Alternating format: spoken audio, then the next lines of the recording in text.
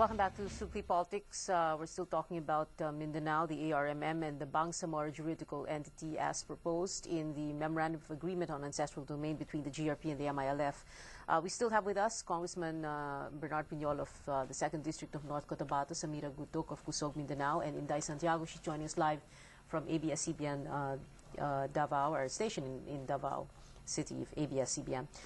Ms. Santiago, I wanted to ask you about the statement that you released on August 5 or August 6, no, from Kuala Lumpur. And part of it said, and I quote, rather than give the peace panels our support, we allowed our, wait, I'm sorry, I missed the word here. We allowed our blank to take the better of us.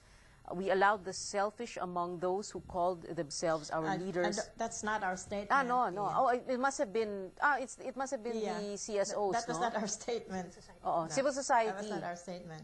So it's the civil society. We made a separate statement. Okay. So this one, what I'm reading, is a civil society. It was mainly the.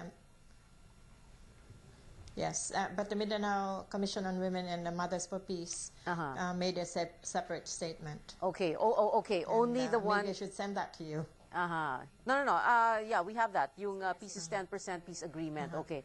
So this statement. Anyway, Samira, help me out here. The statement about those who call themselves our leader to bring to the fore prejudices and biases.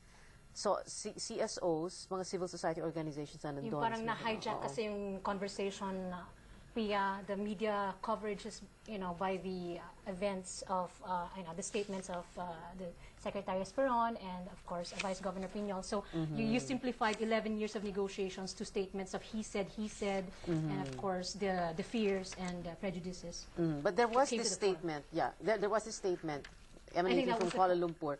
And they were referring to what? Etong sino yung mga the selfish among those who call themselves our leaders to bring to the fore our prejudices and bias? Who were they referring to? Well, of course, those who were attacking, I think, the merits of the BJE MOA, the opposition members, I think, that were questioning the constitutionality and supporting a TRO.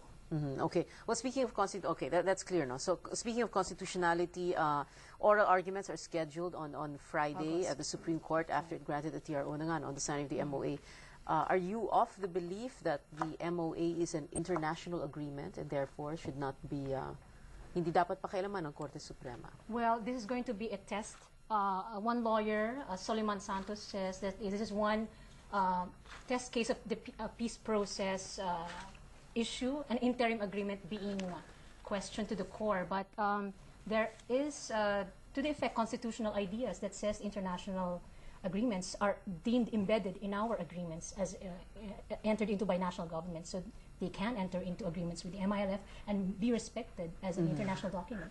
Just like the FPA, the Final Peace Agreement of '96. Yeah, that Final Peace Agreement, that was with the MN, diba? MNLF. And it was interesting because last Friday we were interviewing Attorney Firdausi Abbas. He was saying that pagdating sa OIC, ang kinikilala ng OIC ay yung MNLF, hindi naman yung MI, diba? So parang dun pa lang, parang naku, ito na naman tayo, pag-aawayan na naman. Well, these are cleavages that the Moros themselves, I think, must tackle on their own. But I think we should respect that process, that among the Muslims themselves, the MNLF, they say, the MILF says, they had their time. That was the ARMM that is now. And the MILF is advancing forward the system that the MNLF pushed forward in a more substantial basis, adding more powers to what the MNLF asked for. If this BJE comes about, it effectively, will it effectively remove the ARMM? It's ARM plus nga eh. It's ARM plus the territories that are proposed to be added, plus the powers of civil service relations and all that, foreign relations and all that. Okay. Congressman Piñol, I wanted to ask you in the last few minutes of the show, the attacks that have taken place in North Cotabato, in Alyawasan, Midsayap, and according to Governor Sacdalan, meron pa mga sniper fire, no? What does this have to do with? Is it because of the opposition of your brother and people in North Cotabato to the BJE, to the MOA? What is it? I mean, why all of a sudden sa North Cotabato na nagkaroon ng ganon? Pero hindi naman dahil na hindi na tuloy yung signing ng MOA ay nanggulo yung MILF. Dati naman ginagawa nila yan Kung may gusto silang i-impose na idea, may gusto silang may demand sila, gumawa bombings. Doing that, they are doing attacks just to be heard. That's the language that they want. That's how they communicate. Okay. They are using forces to be heard.